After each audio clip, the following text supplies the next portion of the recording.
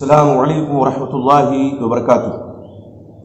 ان الحمد للہ رب العالمین والصلاة والسلام علی اشرف الانبیاء والمرسلین محمد وعلی آلہ واصحابہ اجمعین ومن تبعہم باحسان الی یوم الدین، اما بعد۔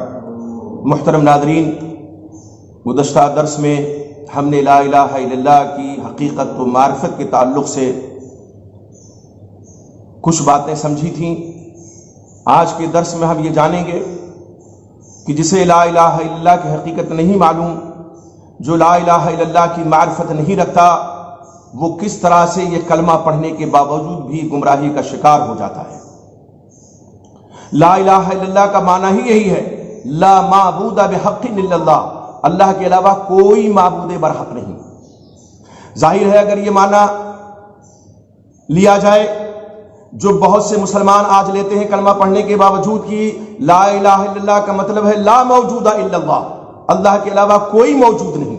اگر یہی کلمہ کا معنی ہے تو کفار مکہ اور مشرکین مکہ کبھی بھی اس کلمے کا انکار نہیں کرتے۔ وہ عربی جاننے والے لوگ تھے، وہ عرب کے لوگ تھے، وہ اس کلمے کی حقیقت کو ضرور سمجھتے تھے۔ وہ جانتے تھے کہ اگر یہ کلمہ ہم نے پڑھ لیا تو یہ جو 360 معبود ہم نے رکھ چھوڑے خانے کعبہ کے اندر، ان سے دستکش ہونا پڑے گا، ان کو چھوڑنا پڑے گا۔ تو اس کلمے کا معنی وہ مطلب سمجھتے تھے، اس لیے انہوں نے یہ کلمہ نہیں پڑھا، شیطان نے ان کو ورغلایا۔ اگر یہ مطلب ہوتا کہ اللہ کے علاوہ کوئی موجود ہی نہیں ہے، جو ہے سب نعوذ باللہ اللہ ہی اللہ ہے، تو اس میں تو ان کے معبودان باطلہ بھی آ جاتے۔ لیکن بڑے افسوس کی بات ہے، کتنے ایسے لوگ جو کلمہ پڑھتے ہیں اور اس کلمے کی حقیقت کو نہیں سمجھتے، اور اسی لیے وہ استغاثہ، استعانت اور دعا غیر اللہ سے بھی کرنے لگتے ہیں، مدد کے لیے دوسروں کو بھی پکارنے لگتے ہیں۔ ایک شاعر کہتا ہے کہ سر سوئے روزہ جھکا پھر تجھ کو کیا، دل تھا ساجد نچ دیا پھر تجھ کو کیا، اور بیٹھتے اٹھتے مدد کے واسطے یا رسول اللہ کہا پھر تجھ کو کیا۔ میرے بھائی، مجھ کو تو کچھ نہیں، لیکن تجھے بہت کچھ ہو جائے گا۔ آج اگر تو نے اس کلمے کی حقیقت کو نہیں سمجھا تو کل قیامت کا دن ہوگا، یہی کلمہ تیرے لیے اور تیرے خلاف گواہی دے گا اور گواہ بن کر کے کھڑا ہو جائے گا، اور پھر جن کو تو پکارتا تھا مدد کے لیے، اٹھتے بیٹھتے یا رسول اللہ، یا خواجہ غریب نواز، یا شیخ عبد القادر جیلانی شیئا للہ کا وظیفہ، یا علی المدد کا وظیفہ جو پڑھتا تھا، کل یہ کوئی کام آنے والا نہیں ہے۔ کل سب پلہ جھاڑ لیں گے۔ لا الہ الا اللہ کی معرفت اگر نہیں ہے، لا الہ الا اللہ کی حقیقت کو اگر نہیں سمجھتے تو کچھ نہیں سمجھتے۔ زبان سے کہنے سے کچھ نہیں ہوتا، زبان سے کہہ بھی دیا لا الہ تو کیا حاصل، دل و نظر جو مسلمان نہیں تو کچھ بھی نہیں۔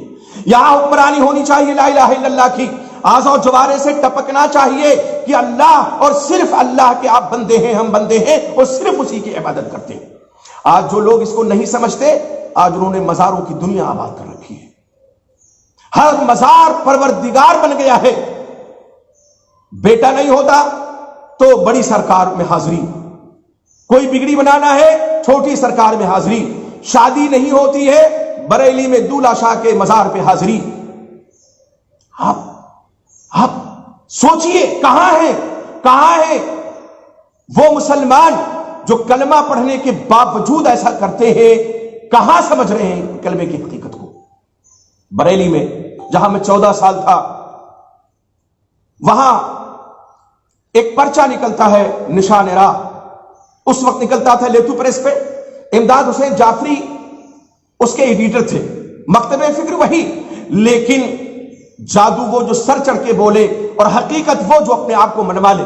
انہوں نے ایک واقعہ نقل کیا کہ حافظ گنج جو بریلی کے قریب ایک قصبہ ہے، وہاں سے ایک عورت آئی ایوب خان چوراہے پہ، اس نے ایک رشتے والے سے پہلوان بابا کے مزار کا پتہ پوچھا۔ جی صاحب صحیح سن رہے ہیں، پہلوان بابا وہیں پہ ہے، دولہ شاہ وہیں پہ ہے، اور کتے شاہ وہیں پہ ہے۔ اس نے کہا کہ بہن سیدھی چلی جاؤ اور آگے جا کے مڑ جانا، پہلوان بابا کا مزار وہاں ملے گا۔ وہ سیدھی تو گئی، لیکن وہ مڑ گئی ہنومان جی کے مندر کی گلی کی طرف، ہنومان کا مندر تھا، وہاں دیکھا کہ لگوٹ بادے ہنومان کی مورتی نصب ہے۔ اس نے سمجھا کہ یہی پہلوان بابا ہے، اس نے نظر مانی اور کہا پہلوان بابا میرا میاں یعنی شوہر بیمار ہے، ہر علاج کروا لیا صحیح نہیں ہوتا ہے، آپ میرے میاں کو اچھا کر دو، آپ کے نام کی میں ایک دیگ چڑھاؤں گی، نیاز دوں گی۔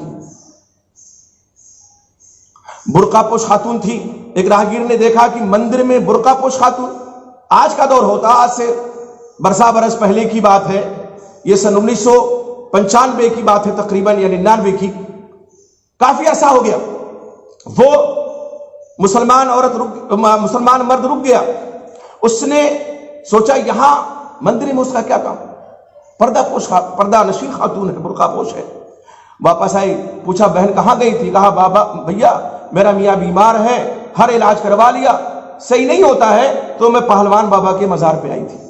سنا پہلوان بابا کا مزار، کہا اور کیا، کہا یہ ہنومان کا مندر ہے۔ اب اس عورت کے سر پہ چونکہ شیطان تھا چڑھا ہوا، اس عورت نے اس کو جھڑکیاں دی اور کہا چلو چلو اپنی راہ ناپو، دیکھ نہیں رہے کہ شان سے پہلوان بابا لنگوٹ باندھے کھڑے ہیں، مجھے ورگلانے آئے ہو۔ امداد حسین جعفری بڑے افسوس کے ساتھ لکھتے ہیں کہ آج دیکھیے کس طرح سے مزاروں کو آباد کرنے والے لوگ کہاں سے کہاں پہنچا دیے جاتے ہیں۔ میرے بھائی غیر اللہ کے در پہ شیطان کو جھکوانا ہے، چاہے وہ مزار پہ جھکا دے سر اور چاہے کسی مندر پہ جھکا دے سر، جھکانا غیر اللہ ہی کے در پہ ہے، اور جب جھکنا غیر اللہ کے در پہ ہے تو کیا مزار اور کیا مندر۔ اس قسم کے سینکڑوں واقعات آپ تلاش کریں گے تو ملیں گے آپ۔ وہیں دولہ شاہ کا مزار ہے نینی تال روڈ پہ، جب آپ آئیے نینی تال سے بریلی میں داخل ہوئیے تو بریلی میں داخل ہونے کے بعد جو راستہ دہلی کو کٹا ہے وہیں پہ بائیں طرف جب ادھر نینی تال سے آئیں گے ایک مزار ہے، میں نے اپنی آنکھوں سے دیکھا، بس سے میں آ رہا تھا، بریلی میں داخل ہوا، میں نے دیکھا ایک نوجوان پیڑ کے بل لمبا لمبا لیٹا ہوا ہے، راہ کر گڑ رہا ہے۔ میں نے اپنے بغل میں بس میں بیٹھے ہوئے شخص سے پوچھا یہ کیا کر رہا ہے، کہا یہ دولہ شاہ کا مزار ہے، اور جس کی شادی نہیں ہوتی ہے وہ یہاں آ کر کے نظر مانگتا ہے، منت مانگتا ہے، پھر اس کی شادی ہو جاتی ہے۔ ہم نے کہا دولہ شاہ کہاں، دولہ شاہ، ہم نے کہا یہ نام کیوں پڑا، کہا یہ دولہا بنے تھے لیکن ان کی شادی باوجود نہیں ہو سکی تھی، یعنی رخصتی عورت کی نہیں ہوئی، دولہا بن کے رہ گئے تھے تو دولہ شاہ سے معروف ہے۔ ہم نے کہا جن کی خود شادی خود کی نہیں ہوئی وہ لوگوں کی مرنے کے بعد شادیاں کرواتے پھر رہے، کسی عقل مند آدمی سے پوچھئے تو یہی کہے گا کہ جس کی خود نہیں شادی ہوئی وہ کیسے کروا سکتا ہے دوسرے کی شادی، لیکن نہیں صاحب، وہ بدعقیدگی ہی کیا جو سر چڑھ کے نہ بولے، لا الہ الا اللہ کی حقیقت اگر ایسے لوگوں کو معلوم ہوتی اور لا الہ الا اللہ کی معرفت حاصل ہوتی تو قطعاً ایسی زیارت گاہوں پہ لوگ اپنے عقیدے کو برباد کرنے نہیں جاتے۔ مسلمانوں عقل کے ناخون لو، یقین جانو لا الہ الا اللہ یہ فائدہ تبھی دے گا کلمہ جب اس کی حقیقت کو جانو گے، اس کی حقیقت کو سمجھو گے۔ لا الہ الا اللہ کے دو رکن ہیں، پہلا رکن کیا ہے، نفی ہے، اور دوسرا رکن اس بات ہے تمام معبودان باطلہ کا پہلے انکار کرو۔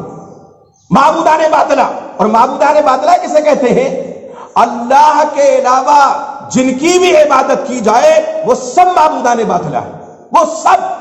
دعا بھی عبادت ہے، اگر دوسرے سے کر رہے ہیں آپ مانگ رہے ہیں تو یہ عبادت کر رہے ہیں دوسرے کی، استغاثہ ہے یہ بھی عبادت ہے، ذبح ہے یہ بھی عبادت ہے، نذر ہے یہ بھی عبادت ہے۔ اگر کسی بھی غیر اللہ کے نام یہ سب کچھ ہو رہا ہے تو یہ غیر اللہ کی عبادت ہے، اور یہ سب معبودان باطلہ ہے۔ تو پہلے معبودان باطلہ کا انکار، لا الہ یہ پہلا رکن ہے اس کلمے کا، الا اللہ دوسرا رکن اس بات ہے، یعنی اللہ کے علاوہ کوئی معبود برحق نہیں۔ اگر کوئی شخص صرف الا اللہ الا اللہ الا اللہ جیسے کہ صوفیہ ضرب لگاتے ہیں کہتا رہے تو کلمہ پڑھنے والا وہ نہیں ہو سکتا ہے، اور صرف الا اللہ کہہ کر کے کوئی شخص حلقہ بگوش اسلام بھی نہیں ہو سکتا، مسلمان بھی نہیں ہو سکتا ہے۔ اسی طرح سے ایک آدمی کہ لا الہ لا الہ لا الہ اور الا اللہ نہ کہے تو بھی وہ مومن و مسلمان نہیں ہو سکتا ہے جب تک کہ دونوں رکن کا اقرار نہ کرے۔ لا الہ یہ نفی ہے، الا اللہ یہ اس بات ہے، لا الہ الا اللہ لا معبود بحق الا اللہ، یعنی حقیقت میں حقیقی اگر کوئی معبود ہے، معبود برحق ہے تو اللہ رب العزت ہے۔ اللہ سے دعا کیجئے کہ مزاروں کی دنیا سے مسلمان ہٹ کر کے مساجد کو آباد کریں، اللہ کے حضور سجدہ ریز ہوں۔